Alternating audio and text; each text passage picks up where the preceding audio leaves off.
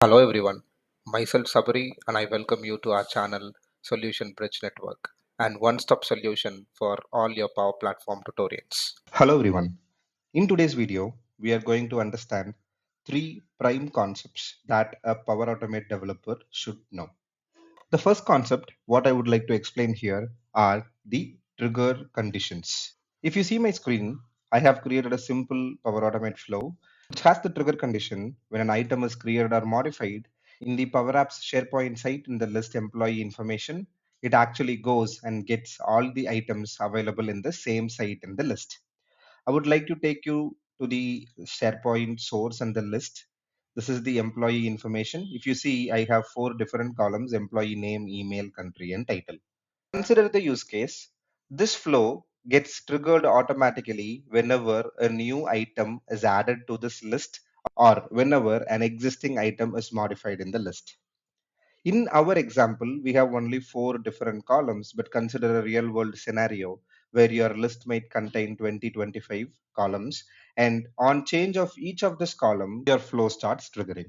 This trigger condition, what we are going to see now, will act as a gatekeeper for your workflows. Instead of letting your flow trigger every single time an event occurs, the event here, what we are categorizing as an item is created or modified, a trigger condition evaluates the data before the flow actually runs, and it will trigger the flow if and only if that specific condition is met. So let us understand how to configure that trigger condition. In the initial trigger, you can click the three dots, go to the settings, and if you scroll down to the last, you will have something called trigger conditions. So you can click add and you need to fill in the conditions here. Make sure you type it exactly at equals, and this equals accepts two parameters. So one is the check and another one is the actual value to be checked. So here what I would gonna do, just get the trigger output, right?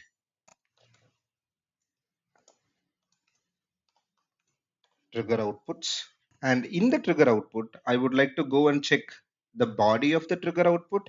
And in the body, I would like to check a certain column. So I would like to check the body. And in the body of that trigger, I would like to check the title. Let me call it as title.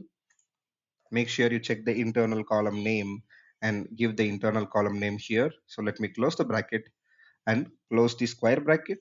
And in the title, I need to make sure the value is 1 to start this flow. So now whatever I'm telling the flow, whenever an item is created or modified on the given SharePoint list, check if that specific title is 1. If yes, then trigger the flow. This is what we are trying to tell the Power Automate. Let me click on done.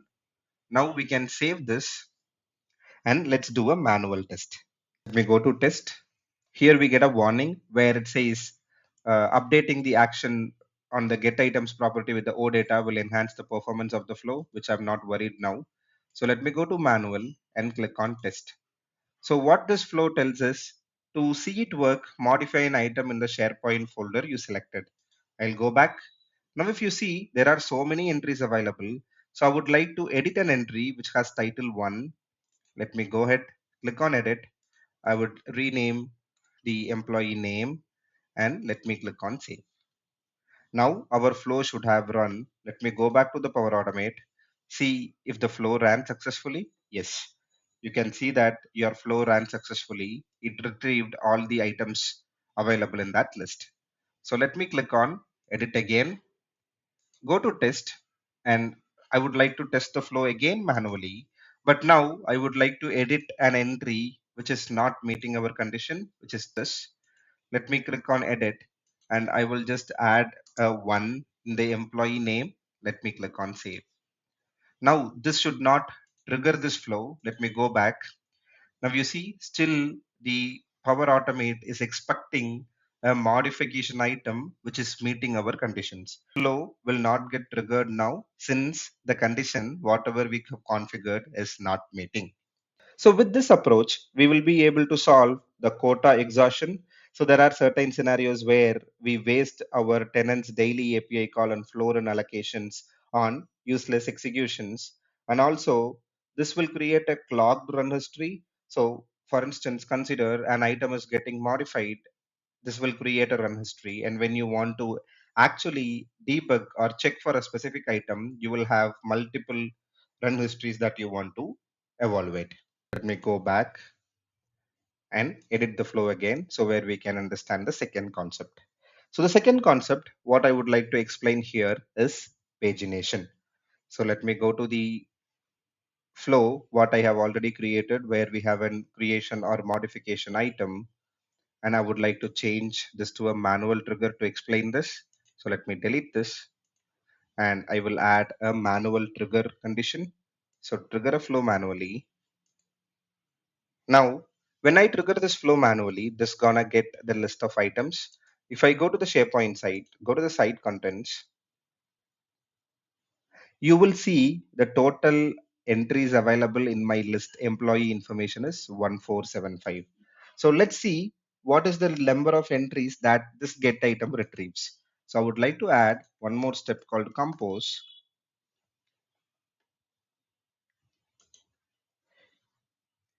Here I would like to understand the total length of that array. So go to the function, use the length property and use the dynamic content which says the total values.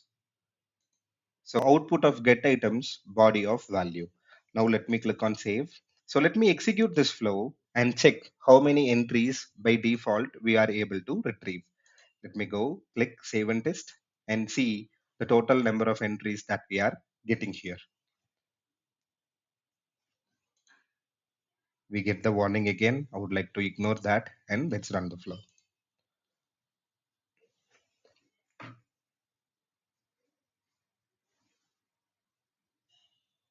Now if you expand, you see only 100.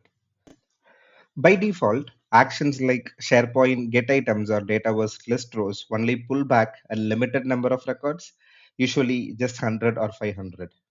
So if your list has thousands of rows, your flow completely misses them. This is where the pagination comes to rescue. So let's understand what is a pagination. Pagination is an information that we are passing to the Power Automate flow and mentioning that, hey, do not stop at the first limit. Keep automatically asking for the next pages of data and the page after that until you have fetched the exact total threshold I have asked for. So this is what the pagination understood by a Power Automate flow. So let me go to the get items. In this three dots, go to settings. And here, if you see something called pagination, let me turn on and here it asks for the threshold.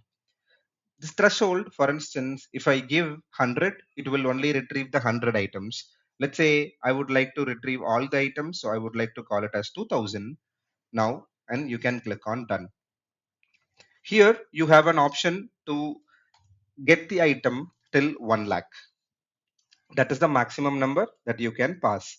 So I would like to go only for 2000 now. Let me click on done and save. Now if we retrigger, we should be seeing all these records 1457 in the flow. Let me go ahead, test the flow, ignore the warning, test, and let's run the flow. Now this Power Automate flow is telling the SharePoint to not to stop at the default limit, and it is asking the SharePoint to give back all the entries till a maximum threshold of 2000. So it might take few seconds extra to complete the flow. Now I can see that the flow ran successfully. If I expand the compose, now I see the total number of records available. With help of pagination, we will be able to retrieve a maximum number of entries possible so that your Power Automate flow is not missing any entries for any logic added. The final one, what I would like to tell you is concurrency. To explain concurrency, I would like to add a for each loop. So let me go and add a next step. Here, let me add a for each loop, apply to each. I would like to do this apply to each for all the items that is available in the get items. And what I would like to do is to update that specific item, the title property. So let me go ahead, select SharePoint and call out the update property, which is update item. And here the site address, which you already know, that is Power Apps, where our actual list is hosted. So let me go ahead and select Power Apps. The list name is employee information, and the ID, nothing but it comes from the apply to each value. So you can go to the dynamic content, get the ID from get items. I would like to remove the country here and make sure to set the title to 2.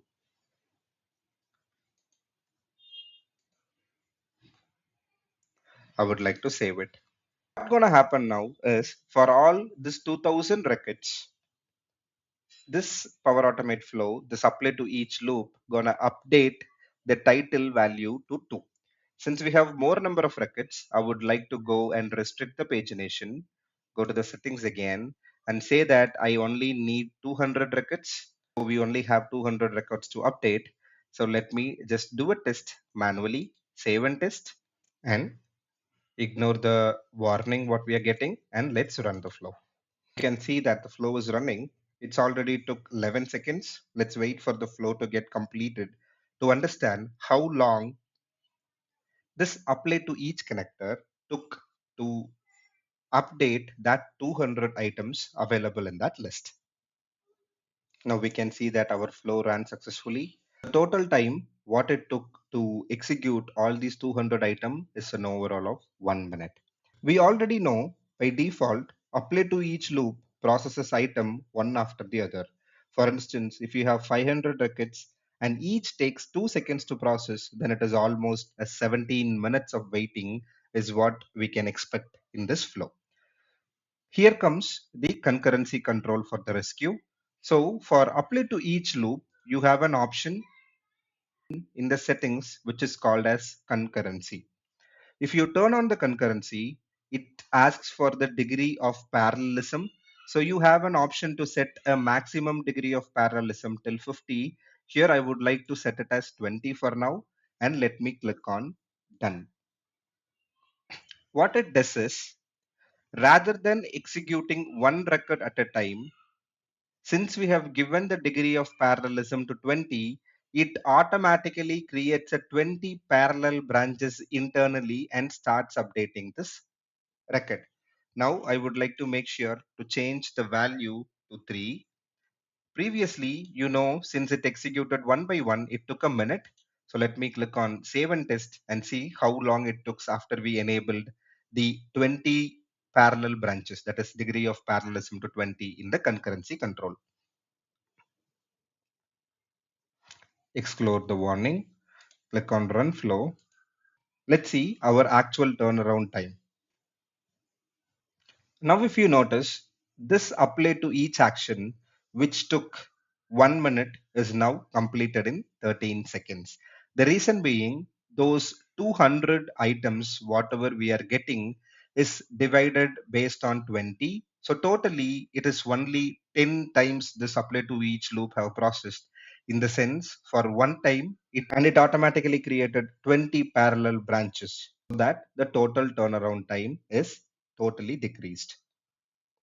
One warning here is to make sure that if our loop is updating a single variable or writing to a specific line item again and again on the loop, then we prefer to make sure the concurrency control is off, since there are chances that the incorrect value might get updated.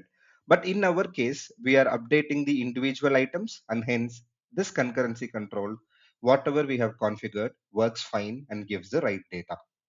By this, we come to end of this video. In this video, we understood 3 prime concepts: trigger conditions, pagination, and concurrency control. With all these 3 concepts, you will be able to create a architecturally good and a fast Power Automate flow. If you have any questions, please post it in the comment section and we will be happy to help. Thanks for watching. Subscribe our channel, hit the like button, and press the bell icon for our new video alerts.